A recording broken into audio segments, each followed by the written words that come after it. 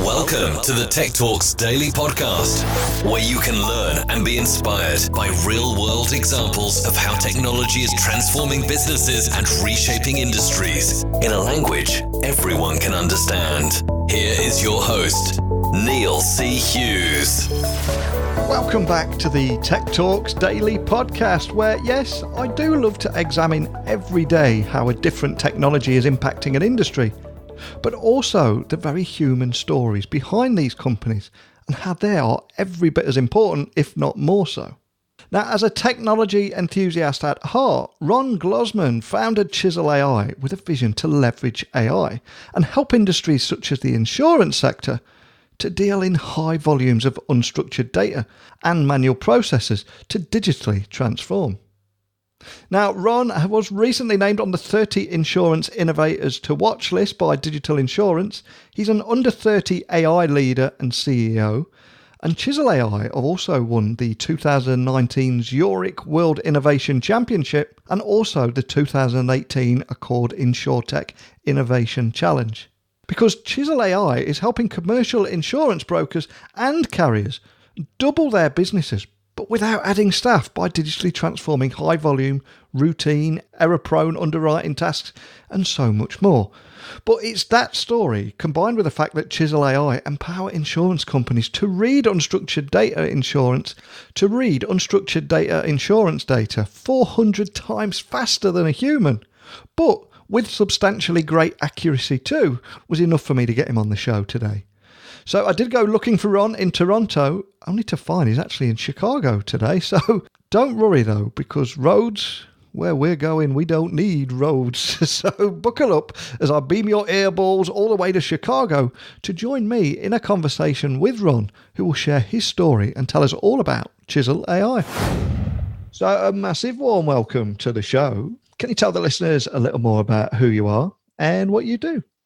So my name is Ron Glozman. I'm the CEO and founder of a startup called Chisel AI. Chisel is a startup based out of Toronto, Canada that specializes in teaching computers how to read, which is a form of artificial intelligence known as natural language processing.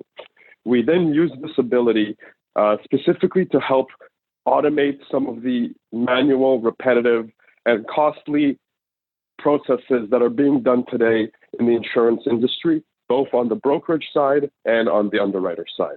You are a technology enthusiast at heart, but can you tell me more about the story about how you founded Chisel AI, all with the vision to actually leverage AI to help industries like insurance, which deal in high volumes of unstructured data and manual processes? Because it really is a great story, isn't it? Yeah. So about 5 years ago, I was a student studying computer science and business at the University of Waterloo and Laurier, which are some of the best schools in Canada. And as I was studying, I thought to myself, there has to be a better way. And I think most of us have said that to ourselves, especially as students, there has to be a better way. So I thought to myself, what if I could teach a computer how to read these giant textbooks and create summaries? Because if you really think about it, an exam in a typical university is maybe 10 to 20 pages long, while this textbook material to study is easily over 1,000 pages. So if you do the math, that means roughly 1 to 2% of the content actually ends up getting tested on the exam. And I said to myself, there has to be a way for me to be able to teach a computer how to predict which sort of questions or which topics might come up on an exam. And so I spent a couple months working on this solution. At the time, it was called NOTE, which stood sort of for Knowledge Technology. And I ended up building this app that you could upload any textbook, and it would give you back effectively 1 page per chapter. My friends heard about it, so they said, "Hey, do you mind, sharing this with us? Can you put it out on the App Store?" And after I put it out, in about 2 weeks, it went viral. It was in 33 countries. 44 of the top Ivy League schools in the world. We're talking Princeton, Stanford, Harvard, Yale, Russia, China, India, Brazil, Portugal, England, you name it, it was there. And then, a couple months later, as it started to pick up momentum, it was eventually called one of the best 50 apps for students of all time. So clearly, we'd found success in that market. Unfortunately, students don't have a lot of discretionary income. And so In 2015, I was invited to present at a artificial intelligence conference put on by RBC, which is the Royal Bank of Canada. And I sat on a panel and talked a little bit about natural language processing, which, again, is the technical term for teaching computers how to read. After I got off stage, I get an email from one of the audience members who had seen me present, and she said, "Hey, I know you guys aren't in insurance, but I think insurance could really benefit from this. We deal with very complex, long documents that need to be read and data extracted from, and sometimes manipulated and sometimes put into other systems. Can you help?" And so I met with this lady and her team about 6 times. We did the standard design, scoping, requirements. And at the end of that session, those 6 sessions, she said, "Can you build this?" I said, "Yes, I can." And that was effectively our first product for the insurance market, which we now call Policy Check. And since then, for the past 3.5 years, we've been exclusively focused on the insurance space. We ended up shutting down the app for students so that we could focus exclusively on the insurance space, and more specifically, commercial property and casualty. What a great story. And I'm sure that people listening inside the insurance industry or are following the InsureTech scene are going to be pricking their ears up right now. So for those people that have not actually heard of Chisel AI before until right now, can you tell me a little bit more about how it's helping commercial insurance brokers and carriers to actually double their business without adding staff by digitally transforming high volume, routine, error-prone underwriting tasks? Yeah, so it's interesting because insurance is the largest, if not the second largest, sort of economic contributor. So there's many different types of insurance, and without spending an hour going into the specifics, there's primarily 3 types of insurance companies. There's insurance brokers, there's insurance underwriters or carriers, and lastly, there's reinsurance. And our ultimate vision is to service all 3 sides of the insurance market. Today, we're exclusively playing in the broker and carrier space. Now, the products or the solutions that we provide to these spaces tackle slightly different problems, but as I go through them, you'll end up sort of concluding that it all has to do with reading and extracting or validating data in documents. Those documents can be PDF documents, they can be Word documents, they can be Excel documents, they can be email. That's primarily what we see, but of course, there's other types of document files out there. So for the brokerage space specifically, and this is the first product that we built for that customer, Policy Check, they have a very interesting problem called errors and omissions. And errors and omissions is something that for in other fields can be known as malpractice or fiduciary duty. So what it means is as a broker, you are a trusted, and in some cases, especially in North America, you're actually licensed, which means you've gone to school or taken courses and exams to validate that you have the knowledge required to provide the right services. So you are an insurance expert, and customers will come to you saying, "I would like to procure this and this type of insurance." You will go out to the market. You'll send out what we call submissions. Those submissions get sent out to different insurance companies, and those that wish to do business with you send back a quote. Now, interestingly enough, this doesn't happen often, but once in a while, a mistake is made. So the broker might have accidentally misspelled your name. They might have accidentally put down, for example, in the case of a property, the wrong address or unit. And what can happen is that mistake doesn't get caught. And in some cases, statistically speaking, about 7% of insurance policies have a claim. So a claim being a loss of some sort. And let's say your house burns down and you realize that you actually were insuring your neighbor's house. So that can be a little bit of a messy situation because, you know, you're a little bit sort of stuck in the middle. And what ends up happening is it was actually the broker's fault. They made a mistake somewhere in the underwriting process. And so, you know, not a fan of talking about this part, but sometimes legal cases can occur and they're quite costly. And so we have the solution that we help brokers basically reduce the amount of errors they make. They can upload multiple documents. Typically, it's the application, what we call a binder, an expiring policy, and the final policy. And we'll read all 4 documents for them and compare them to make sure that all of the information remained the same. So your address didn't suddenly change. It's the right name. It's for the right amount. Because these things, even though they might seem small, are contractually binding. And so if somebody, for example, missed a zero and got you $1 million of insurance instead of $10 million of insurance, that can be a big problem. And so last year alone, we helped our customers identify over $1 billion of limits that were subject to E&O exposure.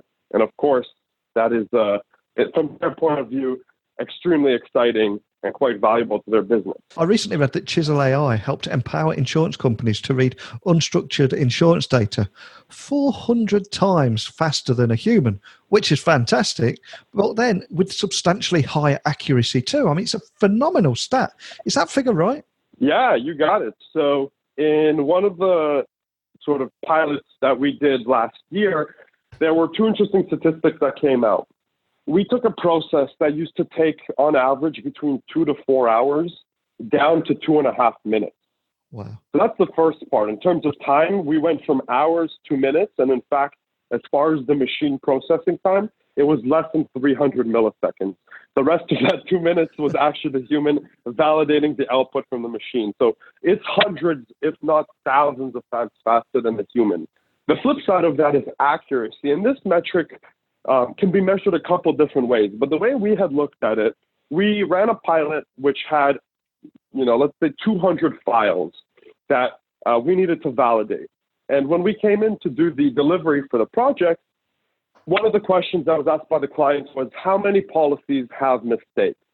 And this was because they had already manually checked them and validated them. So they sort of had an answer in mind as a overall check mark. And we came in and we said, guys, we believe there's 33 mistakes in these 200 policies.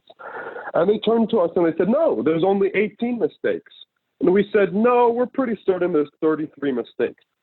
Lo and behold, the human had actually missed 15 mistakes out of those, which means overall, the machine was 98% accurate. We got 32 out of 33 mistakes correct. The humans got 18 out of 33 mistakes correct, which is about 55% accuracy. So it's 55% accuracy for the human, 98% accuracy for the machine in that specific test case. Wow, it's incredible. It really is. So can I ask that you provide a few real-world use cases of all this in action and just how much time it's saving businesses?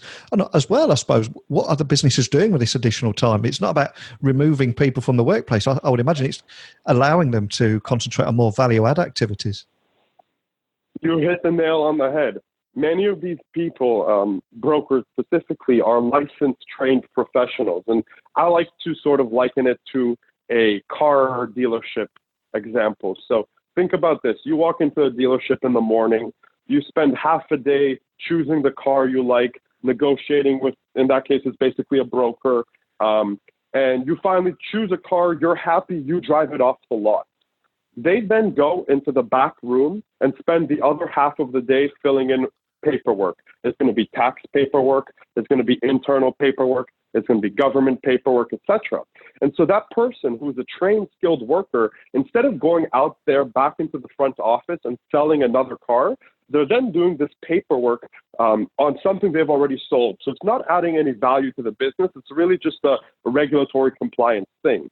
Now imagine we could automate all of that paperwork for them. That way they can go back into the front lines and get another sale, boost their company's, gross written premium or net revenues, and really move the ball forward by doing the thing that they're trained to do. The paperwork is sort of the unnecessary evil, if you want to look at it that way. And so if we can help get them out of doing that work, we'll help them go out there on the front line, sell more business, help grow their company, and actually improve their satisfaction. One of the interesting things that we focused on is employee satisfaction. Nobody likes sitting there and spending hours doing paperwork. If you can take that out of their job and they can go out there and actually, first of all, their bonuses depend on how much they sell. So if they can sell more, it's a win there. But two, it's also more interesting work. And so I think, to your point, this is completely a employee satisfaction play, and they play to help redeploy those resources to keep growing the business rather than filling in this regulatory paperwork that's just a legal requirement. So someone that's working right in the heart of this space, and you're seeing how business leaders' eyes are lighting up when they're gaining so much productivity here. How long do you think it will be before that kind of productivity becomes the norm? It becomes the standard? And how a business that doesn't embrace that level of technological change, how long is it until they quickly get left behind, or are they already getting left behind? I think we're starting to see it happening today. I would say in our experience, if you follow, there's a great book called Crossing the Chasm. It talks about 4 stages of the buyer journey. There are the early adopters, then the early majority, then the late majority, and then the laggards. And so today we are on the cusp of early majority and sort of early adopters. I think some companies specifically, I have 2 in mind who I'm under NDA and I cannot talk about, who are pushing to get this into production as of this year.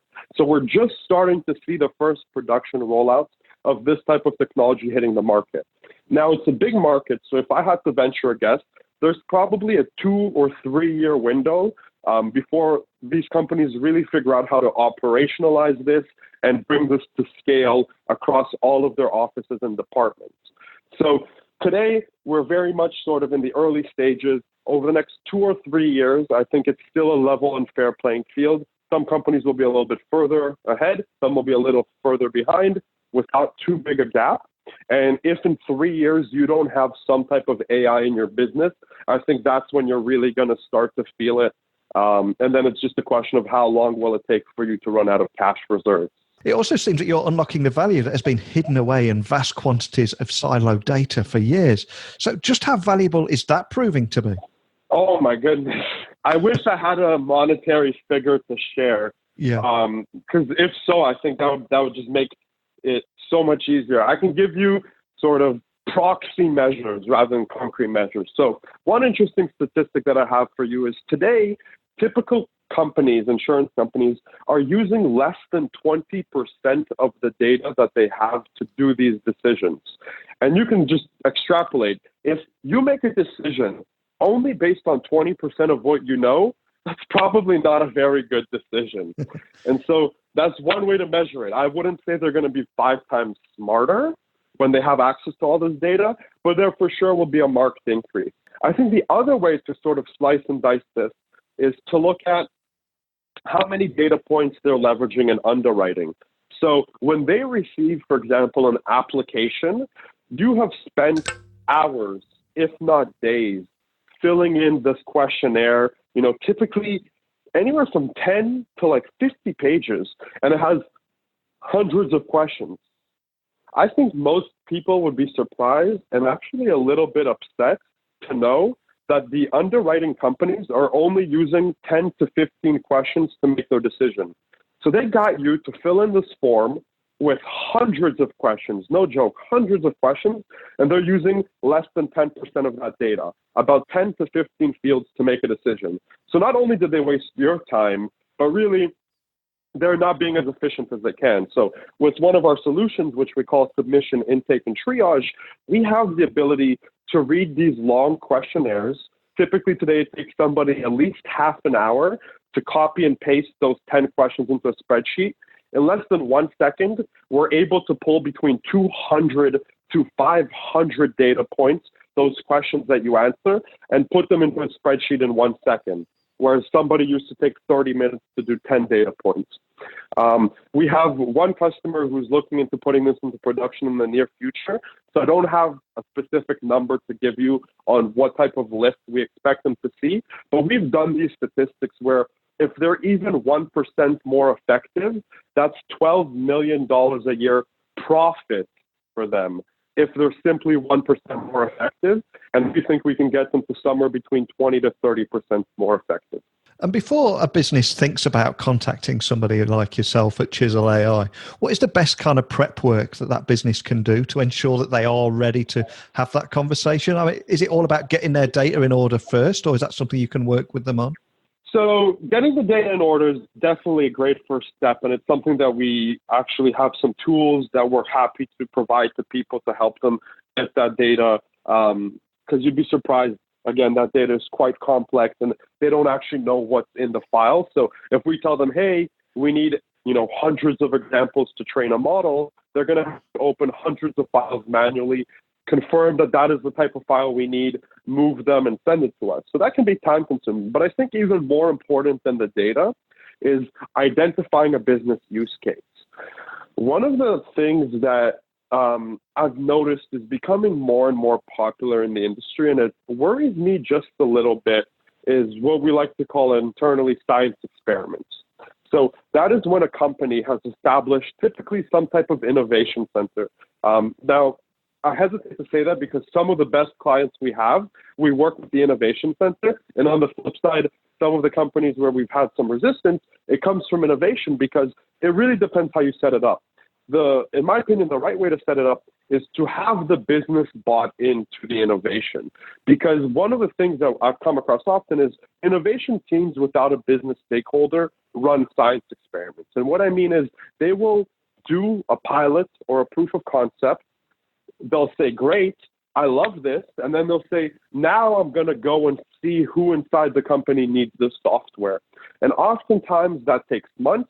And oftentimes they actually don't find anybody who has that use case. They go, this is a cool technology, but I actually need this, and this being something else.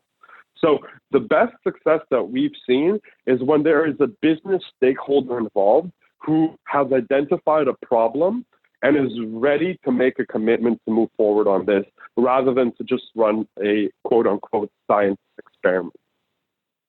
So automating workflows, uncovering insights from siloed data are all phrases that every manager will understand the value of.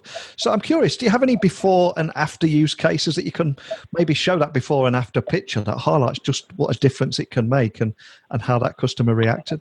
So one of the interesting pilots or proof of concepts that we ran recently was when we took data from, in this case specifically, we're taking data from an underwriter. And this was data that they receive essentially from a broker, and it's what we call a submission or an application, so somebody who wants to procure insurance. And we did an interesting experiment where we were provided business rules by them that basically help them break down their business. And it's a rule set of what type of business do I like to insure. So some companies really, really like to insure large commercial properties. Some companies really like to insure small mom and pop restaurants. Some companies really like to insure, heavy machinery. Some companies like to insure airplanes. And so we were provided with this list, basically 9 pages long, saying these are the types of businesses we like to insure and the types of businesses we don't. When we ran our analysis of their data, we actually identified a gap. So there was this area, and I'm going to change the numbers for legal reasons. Let's say there was this area between $1 million and $10 million. So a commercial property that was worth more than $1 million, but worth less than $10 million, where they didn't have any rules. So today, all of that data or all of that business is actually not being underwritten by them. It's falling through the cracks. They never realized that, and it was actually a type of business that they would like to write, and they didn't realize that they had 0% of it in their portfolio. So after we ran this experiment, we actually worked with them to update their rules, what we call their book of business or appetite rules, to actually focus on that type of underwriting.